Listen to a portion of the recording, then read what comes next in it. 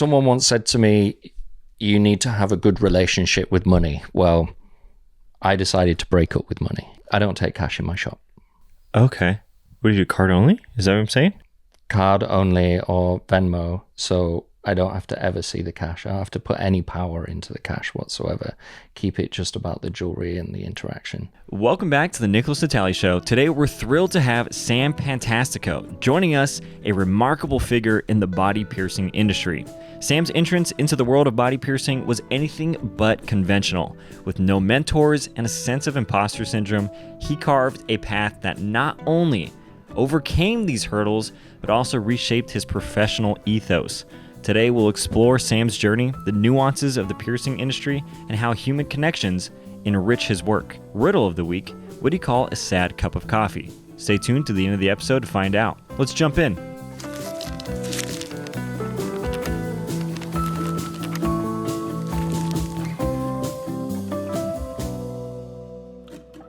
What are these mics? SM57? Are they 50? What is going on, Sam? How do you know this? The microphones? Yeah. So, yeah, it's SM58. I'm a sound engineer. You're joking me. No. What is this? So I was really fortunate. So I started learning how to play guitar like 11. And I got taught how to play by this really amazing guitarist called Mike Fearon, who's also an outstanding sound engineer and producer and mastering engineer. Yeah. So right off the bat, when he started teaching me how to play guitar, he started teaching me how to record music and how to engineer and how to mix and master. And then that's what I ended up doing. I went to college and university to do sound engineering and production, live engineering. So I've done it for a long time. This is wild. So is that career one? You came out of school and hopped straight into it? Yeah, it's just something that was like always part of my life. Yeah, music and recording music and doing a lot of live engineering. You still do it today? Nope. None of it? No, play guitar still. Okay. Yeah. Electric, acoustic? Just fun. Electric and acoustic, yeah. Nice. I taught guitar and music theory for a really long time. This is amazing. Wow. Yeah. Audio is kind of like audio is kind of like a niche in particular, like skill set. I'm coming to find it's hard to get your hands on a good audio engineer. Yeah, it is. So it's like anything creative. Okay, you can get someone that's learned how to play guitar, and then you can get a guitarist. Yeah, you can get someone that's learned their way around a desk and around software, and then you get an engineer, like someone who doesn't just listen but hears what's going on and really, and knows what sounds good. So that's like sonically, I think, a good engineer will have that. And also to be able to relate to people, be able to hold space for other creatives so you can get the best out of your artist. That's what takes an engineer from being a good engineer to like a really amazing tool on an album. You know? This is why a lot of bands, when they find that right engineer and producer, they stick with them. It's hard to find another one. Hard to find somebody that gets it. And that's like studio engineering. Live engineering takes a whole separate beast, right? Because what do you do when you've got 48 channels and there's a band on stage and there's a whole crowd of people and something's feeding back? And it could be one of 48 things. And you got to just like keep it cool. You've been there? Yeah. Sliding home? And just so like my technique would be to just go through and mute and unmute every channel until I hear it go off and then just roll the game back. Man, you're doing that quick. It's a lot of channels. You got to do it super quick. Yeah. But you've also just got to be like, the great thing about live, once it's done, it's done. As long as the next bit's good, you're fine. Yeah. Just keep it going. That's what makes you a professional as well, right? Like, okay, you're good. You've learned all of this stuff. When it all starts going wrong, how do you handle the situation?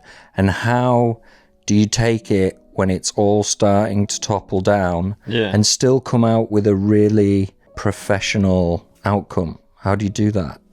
That's what makes you a professional. Hey, what's going on? It's Nick. Many folks inquire how they can support the podcast. You can do so by leaving a 5-star review on the platform you're listening on. That's always a good way to go. goes a long way, and it's free.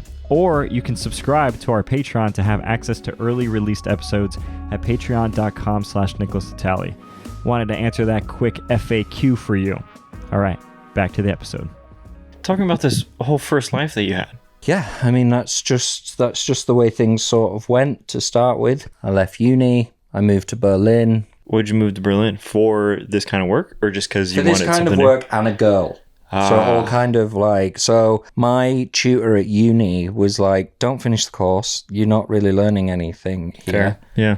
Moved to Berlin with me and opened a studio. And I was like, that's where my girlfriend lives. That would be very convenient. That's where it kind of all ended. And then the whole next chapter of my life started. So I moved out to Berlin. Studio's all set up. I ended up breaking up with this girl and I was like, I don't really like Berlin. Ooh, so tough spot. Going, tough spot. It's great. I really like it in a sense of it's pretty creative. It's very cosmopolitan. It's very clean. You know, I was pretty young at the time. I was like, I was like 20 years old and I wanted to be around my friends.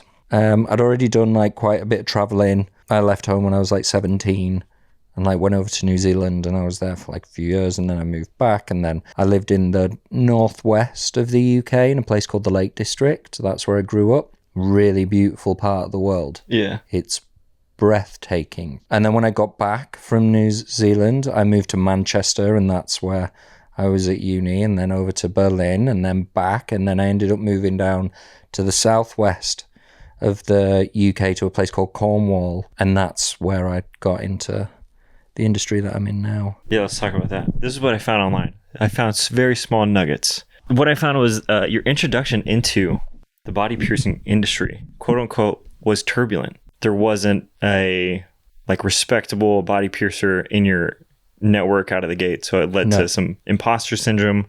I've heard this industry can be a little abrasive, which I don't know how it can be that way, but what was the introduction into this? Like, how did you find yourself in moving into body piercing?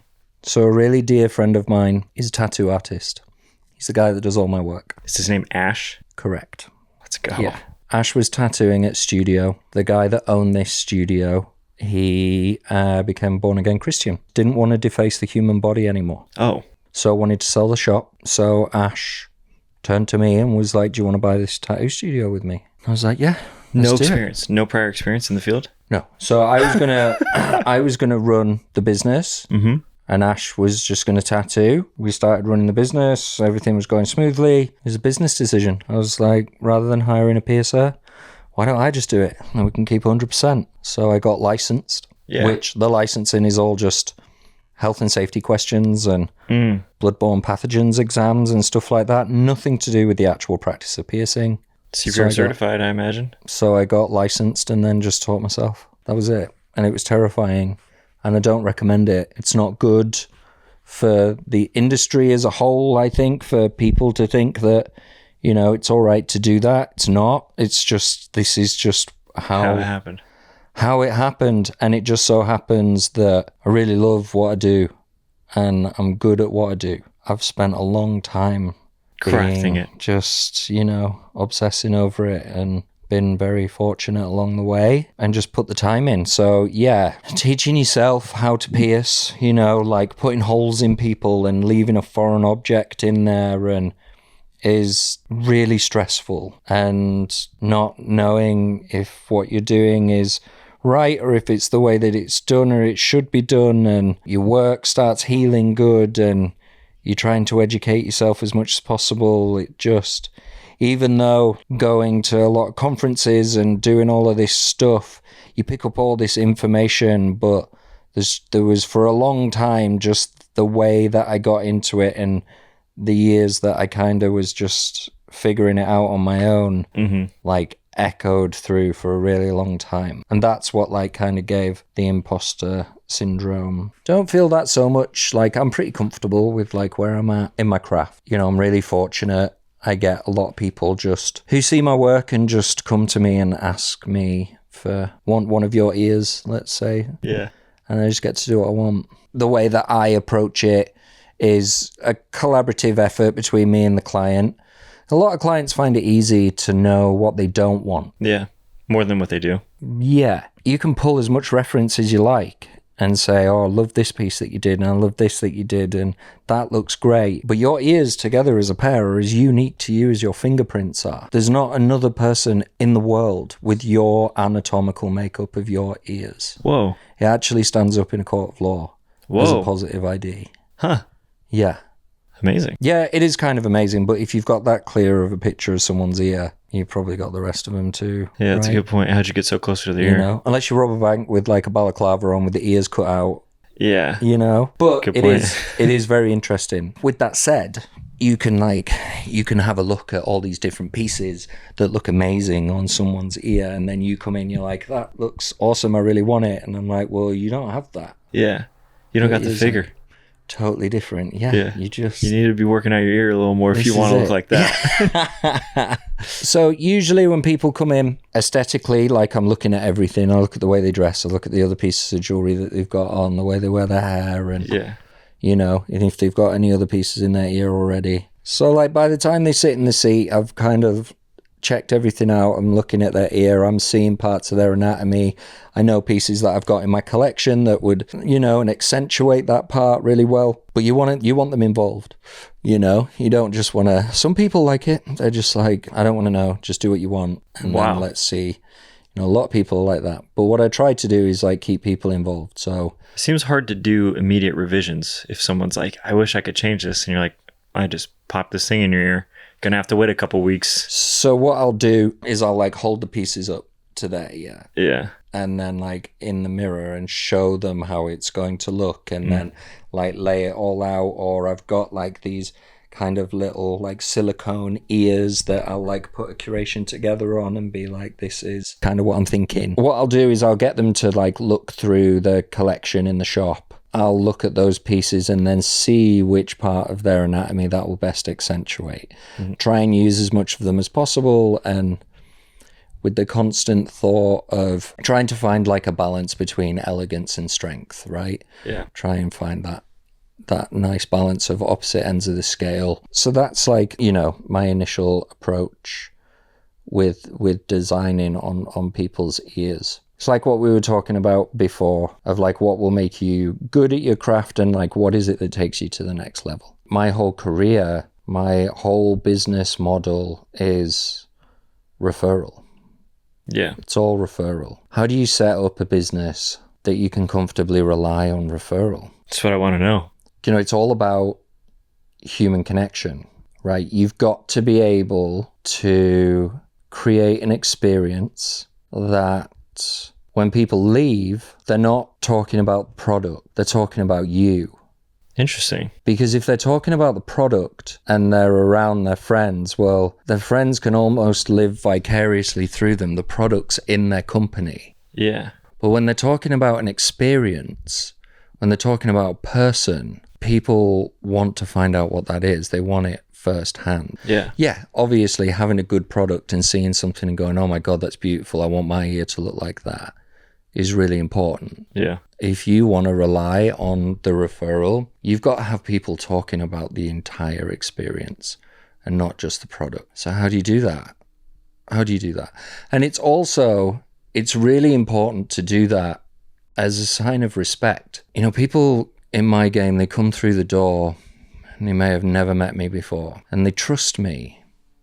Because of they trust word of you. mouth. You're about to do them. something to them. You're about to inflict pain on them. You're about to pass through them, and then you're giving them a new physical part of themselves. You know, all we have is this moment and then a memory. It's all life is. It's just made up of very fleeting moments and hopefully really long-lasting memories. So that's the least that you can do for someone that trusted you, is give them something beautiful to remember when they look at this thing that you gave them. And, you know, and I think when people walk through the door and they trust you and they're also nervous, you get a really genuine part of people. People drop their social armor.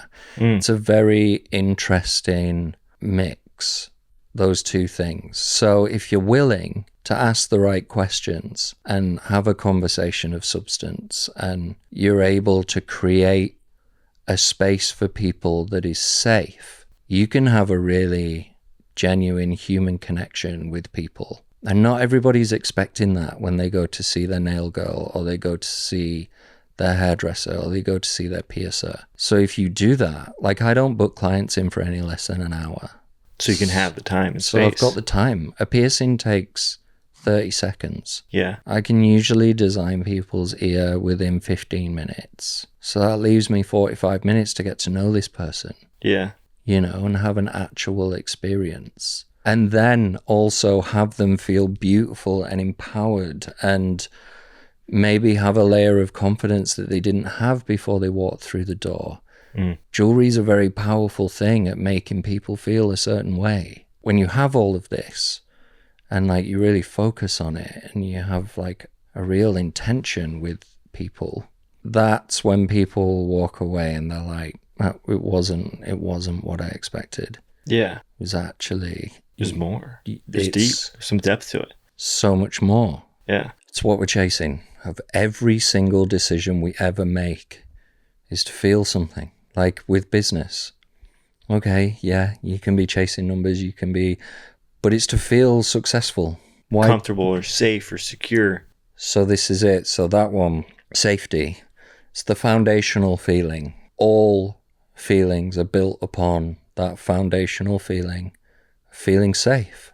Unless you're feeling safe, there is no room for other feelings. When you're feeling scared and you're put in a state of being reactive rather than making decisions, there is no other feelings. It's all consuming. So that foundational feeling is to feel safe. It's my first priority when people walk through the door. That's the whole space that I create. I need to be that for people. So when they walk through the door, first thing is to make them feel safe. How do you do that? Especially for people who have never gotten a piercing before. They come in nervous, like you said. It's different for I'm a pretty energetically sensitive person. There's ways of doing that. There's ways of being nice to people, being calming and genuine and loving towards people. It's slightly different for everyone. You know, I think like vibration matching plays a big part of it. You know, if someone comes through the door who's like really high energy and really bubbly and like really confident, if I'm like very chill and very reserved, it can make them feel uncomfortable because maybe they feel like they're being too much, or so you've got to find that part of your own personality and bring it forward. Yeah. So you can meet them there. They can feel like they're in the right company. And there's certain things that you can ask people and get them talking about things that mean something to them. That also makes people feel safe when they've got control. They've got control of the conversation. Ask them questions, but don't be afraid to ask them questions that you don't know what the answer is going to be, you know, because it's that is what makes people talk when they leave, because you had a real conversation of depth and substance. And they're going to think about it. They're going to ponder it. They're going to say, hey, when I got my piercing, we talked about this thing and I've been noodling on it, or I shared this thing. Totally. And, you know, you can create that space where people feel like they just want to be honest with you. I have a client and I ask them how they're doing, and they're like, yeah, I'm okay. And I'm like, just okay. You know, don't be afraid to like say that and ask that. And like, you know, if they say that something like, let's say they've been married for like 25 years and they're like, yeah, just things aren't like great at home or whatever, then put your tools down. Like, put your tools down, look this person in the eye and ask them about it. What, are you okay? Like, that's got to be like really difficult. Some people might be like, oh, well, you don't want to kind of create that kind of experience, but why not? Yeah. Give them a space to be able to talk about it. Sometimes it's easier talking to someone that you don't really know because you've not got to the point in your relationship where you feel judged by that person. And they're not in it. They're not in the mess. This is exactly it. Yeah. It's really beautiful to be able to do that for people if you're willing to like sit there and again, like ask them actual questions and create this thing that was real. Everything we do is to feel something.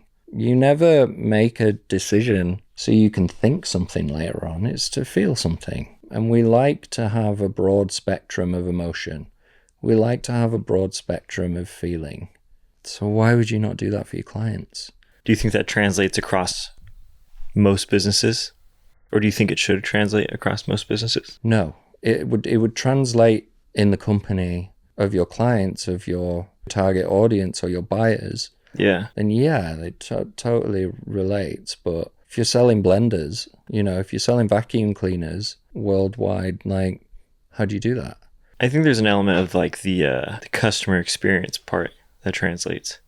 There's a through line that you care. I think that's like the core piece. Like, you're solving a problem for the customer. And if it's coming from a place of like caring for them, then it might be able to be replicated. You would hope that would be important for every company, just from one human being to another, that you care. Yeah. How do you do that? You see, it's easy for me because I'm behind the helm of the ship. I don't leave my customer's experience in the hands of anyone else. Yeah. It doesn't matter what kind of day or week or month I've had. I never drop the ball when I'm in that shop. I don't do it. Intentionally, I imagine. Absolutely. I can leave everything at the door. Wow. I know how to compartmentalize. I know how to be there with them in that moment. This is why it's unwavering and it's consistent, and everybody gets the best of me that they can. When you're doing what I do, I can see 30 people in a day. So I've had 30 different experiences, but each one of them, that was their one chance. I don't get to drop the ball, but not everybody's like that. So if I left this in the hands of other people... I was curious if you ever would. No. Really? No. I will never have an apprentice. Interesting. I would never let anybody pierce client under my name. Ever? No. Not under my name. No. I am an absolute open book to every piercer in the world. Any piercer can get in touch with me and ask me whatever they need from me, and I will give it to them. But I would never let anybody deal with my clients. It doesn't work like that all the time. My clients obviously don't stay in town, and my clients know they can reach out to me anytime. So if my clients move away, let's say they move to Atlanta, well, I know piercers in Atlanta that my clients can go to, but it's not under 7 stones, Yeah, it's like a recommendation or referral or This is it. So I will send you to the safest piercer that I know, but in my business, no, I wouldn't do that. So that's where it becomes difficult.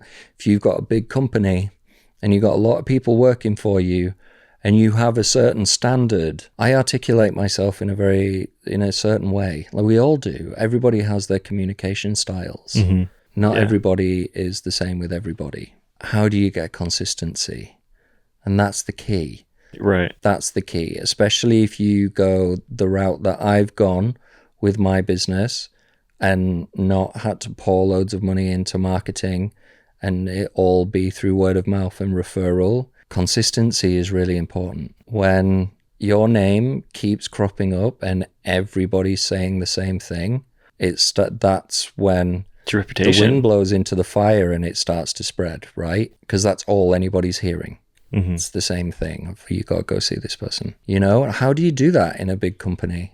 This is where I'm like, I don't know if that translates. Have to be the right person or the right people. It'd have to be the right people. Yeah. People could take this recording. I could tell you exactly what I say to all my clients, and I could give you verbatim conversations, and you can give people a script. Yeah. That's just semantics. Yeah.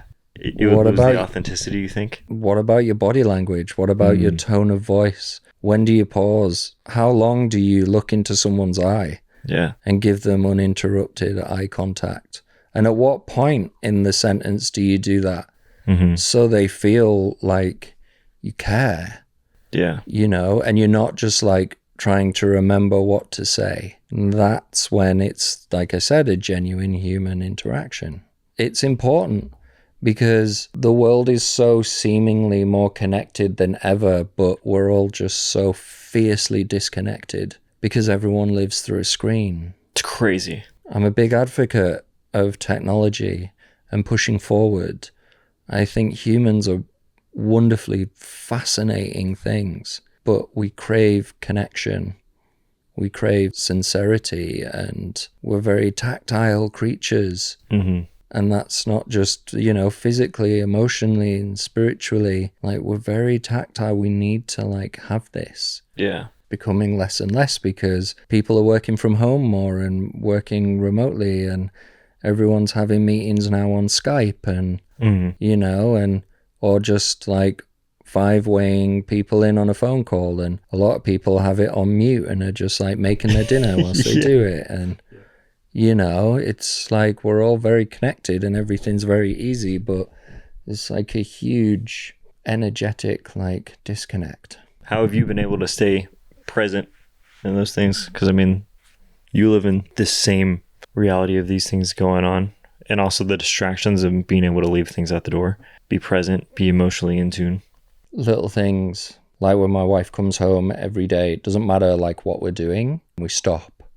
And we give each other a hug, and we'll hold each other for a good 20 seconds to invite each other energetically into our space. I get a feeling where I'm like, man, I've just had shoes and socks on for way too long. It's been ages since my feet have touched the earth. So go and put my feet in the sand, or stand out in the yard here and, like, just feel the grass and the earth underneath my feet.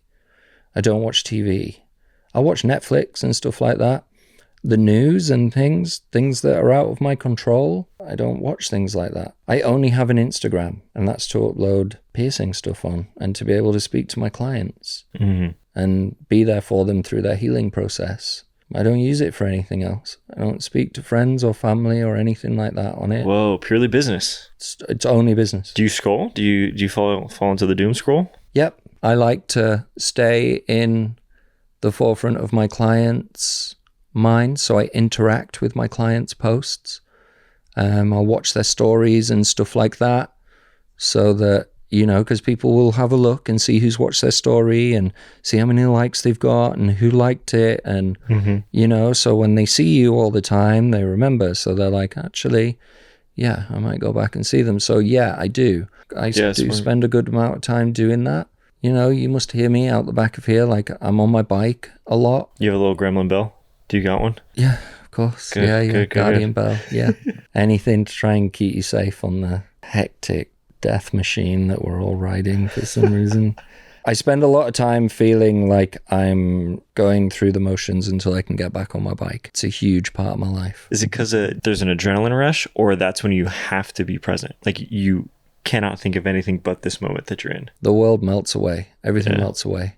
And everything makes sense when I'm on my bike. You got to be focused. Yeah. You've got to see everything. And it's just amazing having my mind work that fast. Everything's coming for you. Just never forget that. Whatever's happening, its main goal is to try and murder you. So... Key takeaway from this episode. So context, Sam, when you're on the bike. So you've got to assess everything. You've got to anticipate everything happening. And it's an amazing place to be. And that concentration, and it's very meditative for me. Yeah. That really helps, in the world that we live in. Just trying to keep perspective. So I don't have any response to anything that happens other than good. Is this Jocko? I've heard Jocko talk about this. Jocko Willink? I think he's a former Navy SEAL. He says good to things that are bad, that are good. I don't know. I came across this years ago, like probably about a decade ago. Yeah, lay it on me. Give me the lowdown. It's exactly what it says on the tin. It's a good way to change the synapses in the brain so it forms, so your brain forms new families. The pathway in the brain of where your kind of natural thought process goes. Let's say my autoclave broke at work. Good. Now I can get a new one, better one. Yeah. Because there will be one now. Yeah. You've just got laid off. Well, good. Now you've got loads of time. What are you going to do with your time? Like, even when my mom got diagnosed with Parkinson's disease. Good. Now I don't have all the time in the world. All the conversations that I want to have with her that I keep putting off because I'll wait till next time I see her. Can't do that now. I'm going to have these conversations. When your parents inevitably do things that are really frustrating and you're reactive to it, I'm not going to do that. I'm actually just going to love my mum for as much as possible whilst I can. Saying good to everything is not always easy. But once you say good, you're held accountable for it. What's good? Yeah. Find it. This is exactly it. And when you do that with everything, you do start forming those new neurological pathways in your brain, and you naturally start becoming a more positive person. And it's not about ignoring what's actually happening. It's not about pretending that there's no negative or there's no bad, but it puts you in a place where you can make decisions rather than react to your surroundings and the situation that's going on. And that changes everything. So I think like that, those kind of things really help in the way that we're pushing forward with technology and the way that the human race is seemingly becoming connective. Yeah. You know, these things like help me stay centered and help me become like a genuinely good person. You know, I like being a good person. I spend all day, every day, Nick, doing what we talked about and connecting with people and making them feel good. Yeah. You know, and making people feel beautiful, and I get to be creative and play with gold all day. Yeah. Like, it's a great way to spend my time. I live in California. Like, there's something to be said about looking at a palm tree against a blue sky when it's really warm. I have unwavering belief in my own ability to be able to manifest whatever it is I want. I'm the universe's favorite child. I'm so spoiled. The universe just gives me the things that I wish for or that I pray for. Like, it happens. What do you want right now? I want to stay on the path that I'm on. I want to stay on the trajectory that I'm on. I want to continue to practice being the most humble person that I can be. Like I said before, like, I love progression, and it's one of the most fascinating things about human beings is we're just Forever. pushing forward all the time. All the time.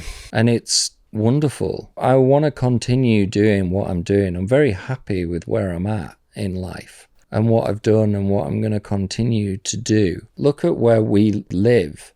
Look at all the people that live around us. We're super fortunate people.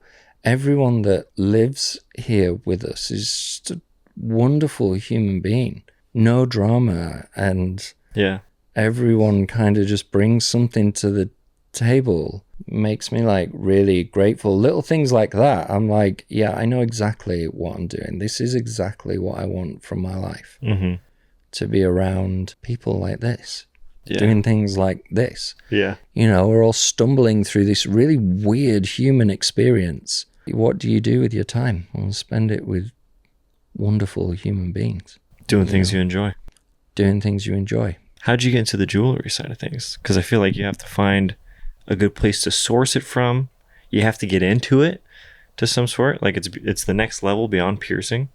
Got to know about quality and all that good stuff.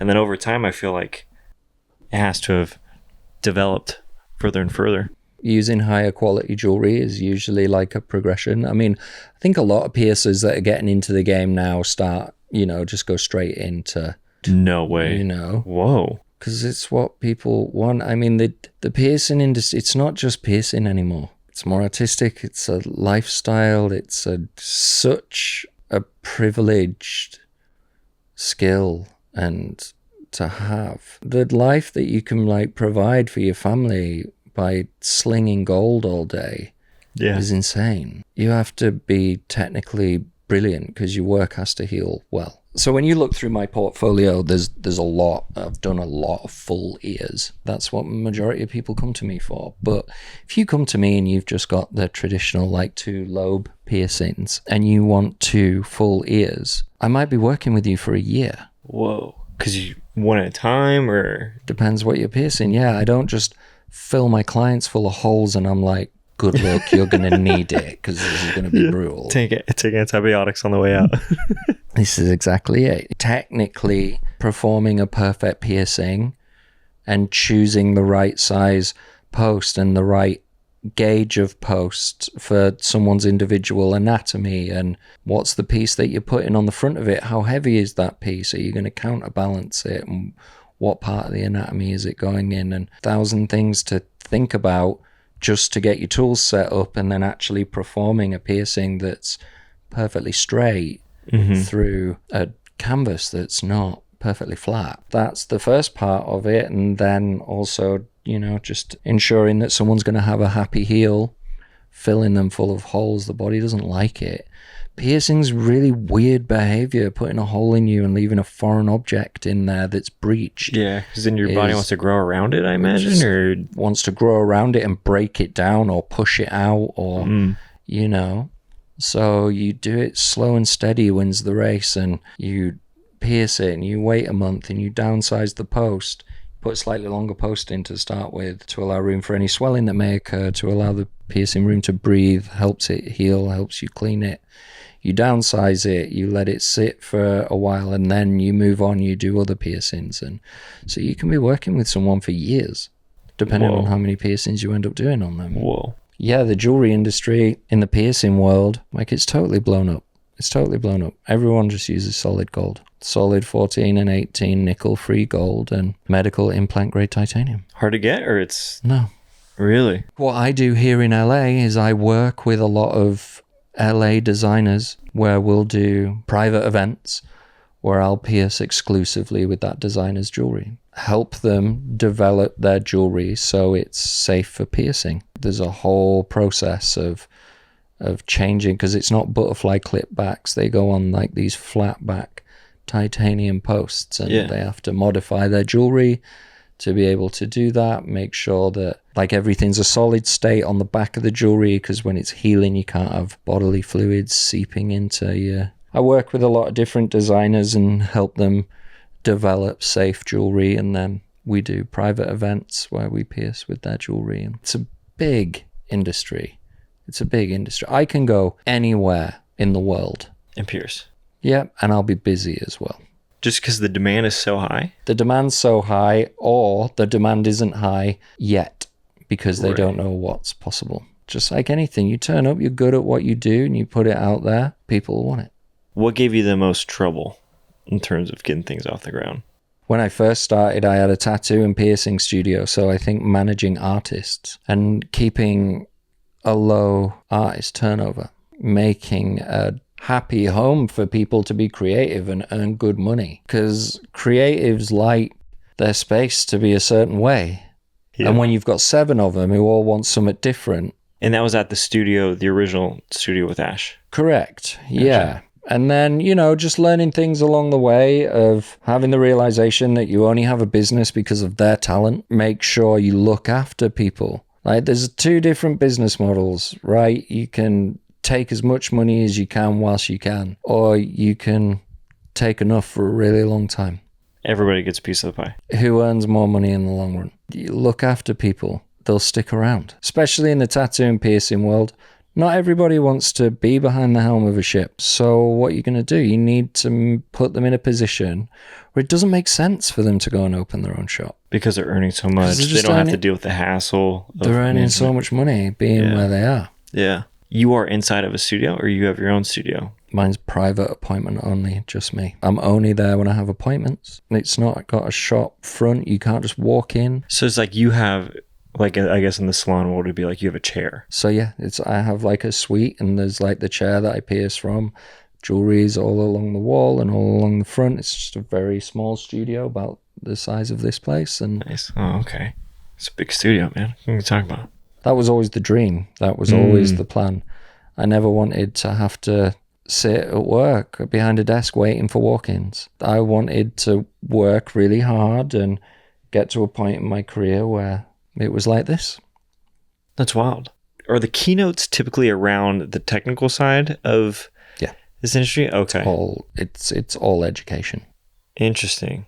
It's all education. There's like, you know, there is a lot of client connection and like bedside manner, and there's sort of different things that might walk through your door, and how you appropriately deal with that and make people feel equal and to avoid any kind of segregation, you know, but it's all education. It's all education and just trying to create a better industry and a safer industry for clients worldwide. What do the big dogs do that a studio like yourself, or like you having your suite, doesn't do? Because I'm thinking, you don't want to have people under you because it could potentially lose the human connection. Imagine there's got to be like chains, similar to how there's other chains in other industries. Correct. What do they do differently? What do they do in a sense of like how they manage their business? What's the benefit of them growing to a chain, or how do they grow to a chain, or do they do the technique differently because it's like we need as many people in as we can in an hour, or churn and burn? It's all about volume. There's studios out there that just churn through the piercings, throw people in the chair, stab them up, get them out, and they don't have the time. And it's not like they're not doing anything wrong. It's a different business model. You're selling pieces of jewelry that cost $65 a piece, which is great. Like, that's awesome. You can do that. And then you will get in amongst that big ticket clients as well. You got a lot more overheads. You've got to pay staff. You've got to pay counter staff. You've got a lot more rent to pay, you know, on like a bigger establishment. And it definitely works if you've got a good studio and you stock it out with tattooists and you've got a high volume of piercing, and it's an incredibly lucrative business. The way that I've gone about it is equally as lucrative, but just working smarter rather than harder. Yeah, it sounds great. The art of solopreneurship is all margins, which is amazing. You keep everything that you're doing. And last time we talked, I want to know the update on this. You've like developed your schedule to be appointments are on 2 days out of X amount of days. Correct. Between like 4 to 6 days a month. So what more could you ask for? Maybe a better question is, how long did it take to get to that point? Because I think 17 years. Oh, man. Could you have done it sooner now that you have the knowledge? Or is it just like, I've developed this book of clients, I have earned my keep, I am this guy now? Correct. I didn't want to be on my own before now. Interesting. Okay. I liked working in busy shops. I liked working with the tattooists and being around people. And it took a long time to like develop my style and to have a reputation that people want my stuff. Piercing industry is a really saturated industry. There is a lot of piercers out there, man. There's a lot of piercers. I, of course, like the financial side of what I do, but I also love the creative side, and I also like the people side. The people side. And now I'm at this point where, you know, I can be private and appointment only because there's a calling for my work. And I'm in LA, which makes a big difference. Yeah. You know, there's a lot of people here who have a bigger disposable income, which means that I get to have a different caliber of jewelry collection. Mm-hmm. You know? And clients. You know, small towns in the north of England where it's like, okay, I'm probably not going to sell this $7,000 piece of jewelry for a really, really, really long time. Whereas in LA... It's got to take the perfect person. Exactly. Yeah, we're here.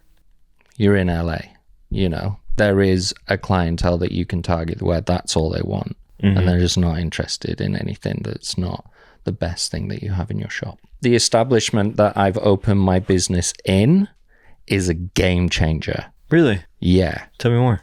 So it's Salon Republic. They just have suites. It's a big building full of suites that you can open any business that you want in. Oh, that's cool. So if you can put a lucrative business in one of those suites, it's a game changer. Yeah. It's a game changer. Most of my friends in the industry are paying between 7 and 10 times the amount that I am. Oh my gosh. Man. That's straight overhead. It's like that age-old thing, right? It's like, double your prices. Oh, but I'll lose half my clients. Great. Yeah, awesome. Good. Half the work and the same amount of money. Yeah, more time. Do you know what I mean? Life back. This is it. Good. Has definitely like enabled me to do what I'm doing. And then, you know, it was, someone once said to me, you need to have a good relationship with money. Well, I decided to break up with money. Interesting. Tell me more. I don't take cash in my shop. Okay. What do you do, card only? Is that what I'm saying? Card only or Venmo, so I don't have to ever see the cash. I don't have to put any power into the cash whatsoever. Keep it just about the jewelry and the interaction. Not bring this weird thing of like fight. It costs out, I would say more than 80% of my clients that come through the door never ask how much anything costs. Up front, they're just ready? we just play with the jewelry and we curate their ear and we do what we do and it costs what it costs. The majority of people just never ask me how much anything costs. It's got to be location. Or do you think it's the experience? Or do you think it's all of it? I think it's an all-encompassing thing, and I think it's energetic. We're just focused on something else, and then that's it. And it's normally all done through Apple Pay. So I put the ticket, they tap their phone on it, and it's done. And it's like instantaneous, and it's like not even part of the experience. So the friction to pay is so... And then this is it. Like it's this very weird thing when you've had this beautiful experience and someone feels awesome, and then like if they pay with cash and they're like, okay, how much is it? And they hand over this physical thing and they feel, there's like all of this, like this weird power put into the money side of it. It's like when people say, trust the process. Or if you're trying to manifest something, you get all your hopes and dreams when you completely turn your back on them, right? Mm-hmm. When you really relinquish all control and you actually just like give the universe space to give you what you want. And it's like that now in my shop, like financially. I don't have to worry about it. And I really don't make it part of the thing. And very few people will be like, how much is this? How much is that? The majority of people, they don't ask how much anything costs. They tell me what their budget is. Oh, that's great. And then that's just even better. know. And then I can just like, I'm just like, right, cool, don't worry about it. Yeah. And then I just pick the pieces. It creates this thing where like money's not a part of it. Money's like, it can be an amazing thing. You know, it enables us all to do these wonderful things and have a beautiful experience, but it's also probably one of the most stressful things about the entire human experience. Absolutely. And it's why most men live their life in quiet desperation, right? So this is why I like to earn a lot of money. It's great, but I definitely like don't like to give it any power, and I don't like to make it part of my experience in my business, because people deserve to have a good experience. People deserve to feel beautiful and empowered, and they shouldn't have to pay for it. But you do have to pay for it. It's the way the world works. Yeah. So try and like keep it to a minimum. It's not even been an intentional thing for me, but this is just the way it works in my shop. Very few people ask me how much things cost. I love the thought process around that, because it's so true. As soon as money gets involved, then they, could be like, oh, I feel guilty, I'm treating myself, or right. XYZ, all those other things that they've attached to money. And now you're saying they're attaching to this experience, correct, which is not meant to be. No. So next time someone says to you, you need a better relationship with money, try breaking up with it. Don't have a relationship with it. Just trust that it's going to be around. Yeah, I love it. Go and do something that's real, This works for me because it's very real. The feeling that I have towards piercing, I am telling you, and this is no word of a lie, if you gave me $1 billion tomorrow, $1 billion, yeah, for sure, I would pierce less. There's no way I would not have this in my life. Wow. Not a chance.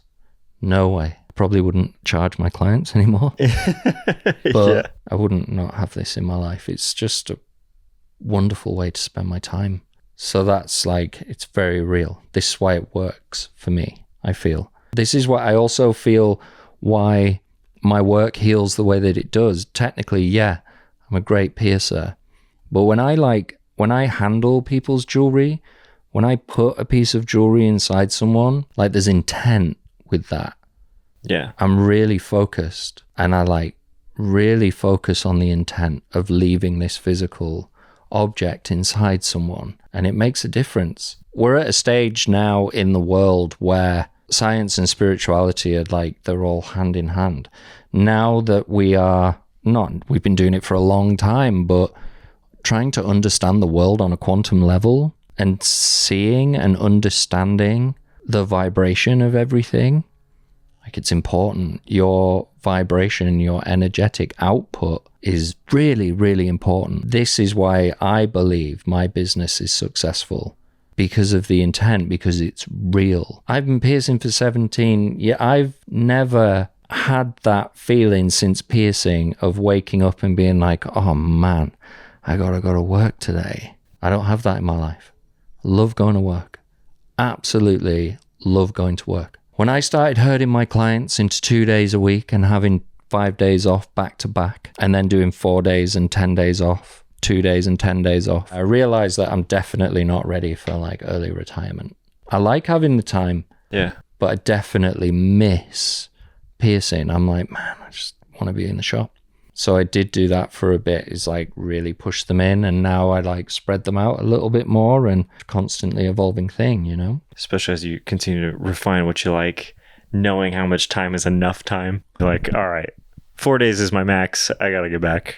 Yeah, and this is it. We like variety, you know? I love being super into something and then maybe never doing it ever again. I'm worried that's going to be running for me.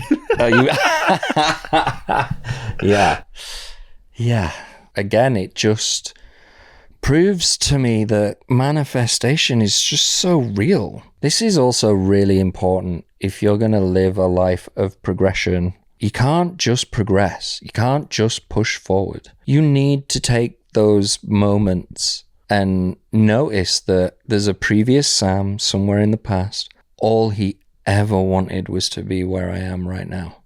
And it gives you that moment where you're like, I made it. I'm a complete and utter success. Yeah. To that previous Sam, I am a complete and utter success. And that's so important because it gives you the drive to push forward. Mm-hmm. It makes it real. You're like, oh my God, it works. Yeah. It works. I wished for all of this and now I'm here. Wonder how far we can push this. Yeah. What's the blue sky now? Yeah. Right? Yeah. Create that blue sky plan and just put it out there. And the more moments you have where you're like, did it again. Like I got it all, the easier it is, you know? It's more belief and proof to yourself. It's like conquering self-doubt with evidence. And like the biggest breakthrough that I had with being able to manifest things as well, it goes back to that feeling. Okay, let's say you want $1 million. So most people will be like, okay, so I just need to like put it out there and put it out into the universe that I want $1 million, and people will wish for $1 million. But if you wish for $1 million, you're also simultaneously reminding yourself that you don't have $1 million. Yeah. Thus perpetuating a reality in which it doesn't exist. Why do you want $1 million? How's it going to make you feel? It's the feeling you're chasing, wanting $1 million, which is probably going to make you feel safe. It's probably going to make you feel secure. Mm-hmm. Why do you want that feeling? Probably because you've experienced that feeling before. Mm-hmm. So submerge yourself in the feeling that you want from $1 million.